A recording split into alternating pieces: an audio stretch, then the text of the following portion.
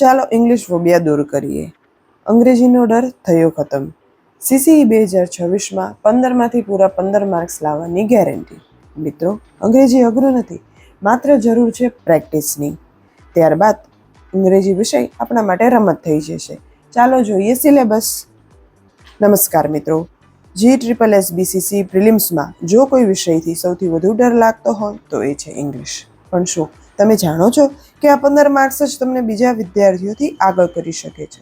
કારણ કે મોટાભાગના વિદ્યાર્થીઓ અંગ્રેજીથી ડરતા હોય છે અને છોડી દે છે. આજે આપણે એવું પ્લાન કરીએ કે અંગ્રેજીમાંથી આપણે પૂરા માર્ક્સ કવર કરી શકીએ. એટલે અમારી સાથે આ વિડીયોમાં છેલ્લે સુધી જોડાજો. સૌથી પહેલાં આપણે વાત કરીએ ગ્રામરના પિલર્સની. ટેન્સીસ એટલે કે કાળ, એક્ટિવ પેસિવ એટલે કે કર્તરી કર્મણી, અને ડાયરેક્ટ ઇનડાયરેક્ટ સ્પીચ એટલે કે પ્રત્યક્ષ અને પરોક્ષ કથન.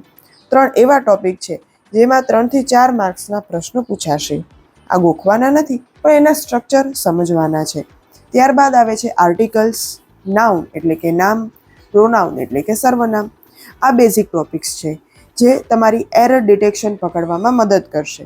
જો તમે આટલું કરી લો તો તમારા 50% માર્ક્સ અહીં જ પાકા થઈ જાય છે. સિનોનિમ્સ એટલે કે સમાનાર્થી, એન્ટોનિમ્સ એટલે કે વિરોધી, અને વન વર્ડ સબસ્ટિટ્યુશન એટલે કે શબ્દ સમૂહ. આને પાકા કરવાની એક જ ટ્રીક છે. રોજ માત્ર 10 નવા શબ્દો વાંચો અને એનું પુનરાવર્તન કરો. ખાસ ધ્યાન આપજો, હોમોનિમ્સ, હોમોફોન્સ છેલ્લે જે નવા ટોપિક્સ ઉદાહરણ છે, તરીકે પીસ જમ્બલ અને વર્ડ્સ પીસ બોલવામાં ઓર શબ્દો sentences. સરખા લાગે છે, પણ બંનેના આમાં સ્પેલિંગ તમારે અને વાક્ય અર્થ અલગ ગોઠવવાનું છે. છે. આ તમારી લોજિકલ એબિલિટી ચેક કરે છે. અમુક શબ્દો જે તમને આડાવળા આપ્યા હોય તેને તમારે ક્રમ અનુસાર ગોઠવી અર્થસભર વાક્ય બનાવવાના હોય છે. અને સૌથી મહત્વનું, ઇંગ્લિશ ગુજરાતી ટ્રાન્સલેશન. એટલે કે જો રૂઢિપ્રયોગો આમાં તમને કાળ અંગ્રેજીમાં પણ પૂછાવાના આવડતા છે, હશે જે તો તમારી ભાષાંતર ભાષાને ચપટી ધારદાર વગાડતા આવડી બનાવશે. જશે. આ ટોપિક જે તમને નવા મેન્સની ટોપિક્સ છે, તૈયારીમાં પણ જમ્બલ 50% મદદરૂપ થશે. સેન્ટેન્સીસ. આ આમાં હતું તમારે વાક્ય અંગ્રેજીનું ગોઠવવાનું છે, 15 એટલે કે માર્ક્સનું તમારી સામે રોડમેપ. સવાલમાં જો અલગ અલગ તમે શબ્દો ઈચ્છો આપ્યા હશે કે જે હું આડાવળા ટેન્સીસ પર ક્રમમાં એક હશે. ખાસ શોર્ટકટ તમારે વિડીયો એનું બનાવું વ્યવસ્થિત તો આ અને અત્યારે જ અર્થસભર વાક્ય કમેન્ટમાં ઇંગ્લિશ બનાવવાનું છે. લખો. આ વિડીયો ગમ્યો તમારી હોય લોજિકલ તો લાઈક એબિલિટી કરજો ચેક કરે છે. અને સબસ્ક્રાઇબ કરવાનું અને ભૂલતા સૌથી નહીં. મહત્વનું, ઇંગ્લિશ ગુજરાતી ટ્રાન્સલેશન.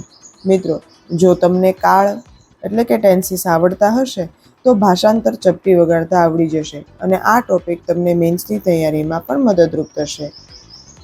હું ટેન્સીસ પર એક ખાસ શોર્ટકટ વિડીયો બનાવું તો અત્યારે જ તમે કમેન્ટમાં ઇંગ્લિશ લખો. ચેનલ સબસ્ક્રાઇબ કરી, વિડીયો લાઇક કરી તમારા મિત્રો સાથે શેર કરજો.